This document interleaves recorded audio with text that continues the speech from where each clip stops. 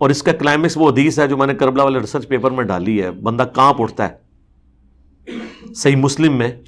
شروع میں آپ کو حدیث مل جائے گی 177 179، یہ دو حدیثیں ہیں مسلم شریف میں کتاب الایمان میں، اور امام مسلم اسے ایمان والے چیپٹر میں لے کے ہیں۔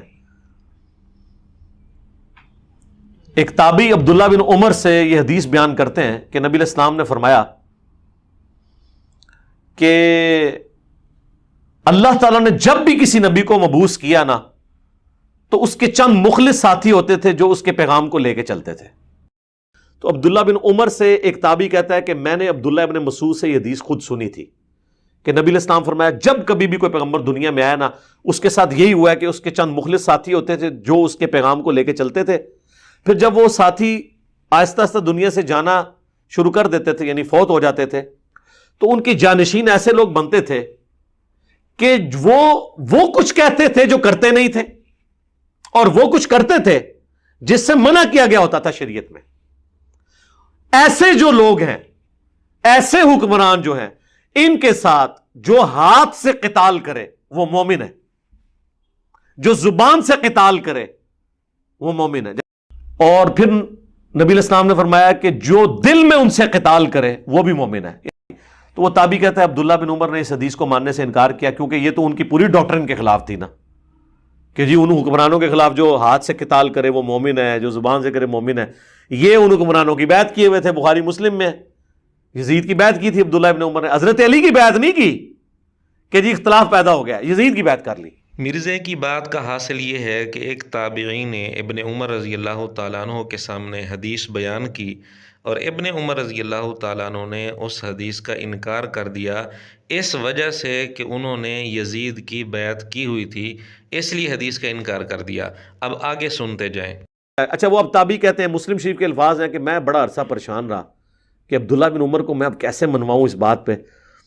تو اللہ کا کرنا ہوا کہ حضرت عبداللہ ابن مسعود تشریف لے آئے مدینہ شریف۔ تو مجھے خود ہی ایک دن عبداللہ بن عمر نے کہا کہ ابن مسعود کی جا کے زیارت نہ کریں، ظاہر سینئر صاحب ہی ہیں وہ، انہوں نے ہی جانا تھا ان کے پاس۔ تو کہتے ہیں میں نے کہا میں نے دل میں سوچ لیا کہ یہ جائیں گے نا تو میں وہ حدیث پوچھوں گا ان کے سامنے۔ یہ بھی ایک بڑے بندے کی غلطی نکالنے کا طریقہ یہ ہوتا ہے۔ تو کہتے ہیں میں وہاں جب گیا ملاقات ہوئی تو میں نے ابن مسعود سے کہا کہ حضرت آپ نے مجھ سے یہ حدیث نہیں بیان کی تھی کہ جب بھی کوئی پیغمبر آیا اس کے کچھ مخلص ساتھی ہوتے تھے، جب وہ چلے جاتے تھے پھر نااہل حکمران بن جاتے تھے ان کے جانشین، وہ کرتے تھے جس کا حکم نہیں ہوتا تھا، اور جس چیز سے روکا گیا ہوتا تھا وہ کرنا شروع کر دیتے تھے۔ ان سے جو ہاتھ سے قتال کرے وہ مومن ہے، جو زبان سے کرے وہ مومن ہے، اور جو دل میں برا جانے وہ بھی مومن ہے، لیکن وہ آخری درجے کا۔ تو ابن مسعود نے کہا ہاں یہ بات میں نے خود رسول اللہ سے سنی تھی۔ پھر کہتے ہیں عبداللہ بن عمر خاموش ہو گئے، یعنی ان کو پتہ چل گیا کہ یہ حدیث ٹھیک ہے۔ مرزے کی بات کا حاصل یہ ہے کہ ایک تابعی نے ابن عمر رضی اللہ تعالیٰ عنہ کے سامنے ابن مسعود رضی اللہ تعالیٰ عنہ سے حدیث نقل کی، لیکن ابن عمر رضی اللہ تعالیٰ عنہ نے چونکہ یزید کی بیعت کی ہوئی تھی اس لیے اس حدیث کو ماننے سے انکار کر دیا۔ تو پھر ایک دفعہ ابن مسعود رضی اللہ تعالیٰ عنہ مدینہ میں تشریف لائے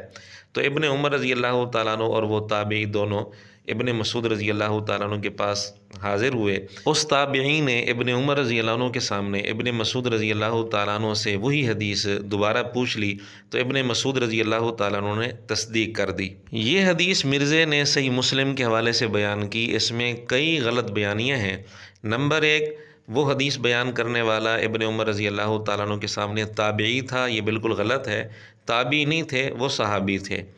نمبر 2، مرزے نے یہ کہا کہ جی پہلے انکار کیا، اور انکار بھی اس وجہ سے کیا کہ یزید کی بیعت کر رکھی تھی۔ پھر ابن مسعود رضی اللہ تعالیٰ عنہ آئے، انہوں نے آ کر تصدیق کی تو ابن عمر رضی اللہ تعالیٰ عنہ نے اس حدیث کو صحیح مان لیا۔ اب ابن مسعود رضی اللہ تعالیٰ عنہ فوت ہو رہے ہیں کوئی 32-33 ہجری میں حضرت عثمان رضی اللہ تعالیٰ عنہ کے دور خلافت میں، اور یزید کی بیعت ابن عمر رضی اللہ تعالیٰ عنہ نے 60 ہجری میں یا اس کے بعد کی تھی، یعنی جب یزید کی بیعت ہوئی تھی اس وقت ابن مسعود رضی اللہ تعالیٰ عنہ کی وفات کو تقریباً 27 سال کا عرصہ گزر چکا تھا۔ تو ہمارا سوال یہ ہے کہ مرزا جہلمی نے جس انداز سے صحیح مسلم کا نام لے کر کہانی بنائی ہے اس کے مطابق تو پھر بات یہ بنتی ہے کہ ابن مسعود رضی اللہ تعالیٰ عنہ 27 سال کے بعد یا اس سے بھی زیادہ عرصے کے بعد قبر سے نکل کر آئے اور آ کر حدیث کی تصدیق کی، اور ان دونوں حضرات سے ملاقات بھی ہوئی۔ اب جہلمی فرقہ بتائے کیا قبر سے نکل کر آنا اور حدیث کی تصدیق کرنا کیا یہ عقیدہ جہلمی فرقے کا ہے؟ اگر یہ عقیدہ نہیں تو پھر مرزے کو جھوٹا ماننا پڑے گا۔ مرزا صحیح مسلم کا نام لے کر کتنے بڑے بڑے جھوٹ بول رہا ہے۔ اب یا تو یہ عقیدہ بنا لیں کہ انسان 27 سال کے بعد بھی قبر سے نکل کر آ سکتا ہے اور زندہ لوگوں سے ملاقات اور گفتگو بھی ہو سکتی ہے، یا تو یہ عقیدہ بنائیں اور واضح کریں یا پھر مرزے کو جھوٹا تسلیم کریں۔ اور اس کے ساتھ ساتھ ناظرین آپ خود فیصلہ کریں، ایک صحابی رسول کے متعلق یہ کہنا کہ چونکہ ان کا عمل اس حدیث کے مطابق نہیں تھا اس لیے انہوں نے حدیث کا ہی انکار کر دیا، نعوذ باللہ، کیا ایک صحابی پر اتنا بڑا الزام لگانا رافضیت نہیں ہے؟ ایک عام مومن بھی اتنی بڑی جسارت نہیں کر سکتا، تو سیدنا ابن عمر رضی اللہ تعالیٰ عنہ اتنی بڑی جسارت کیسے کر سکتے ہیں؟ نعوذ باللہ۔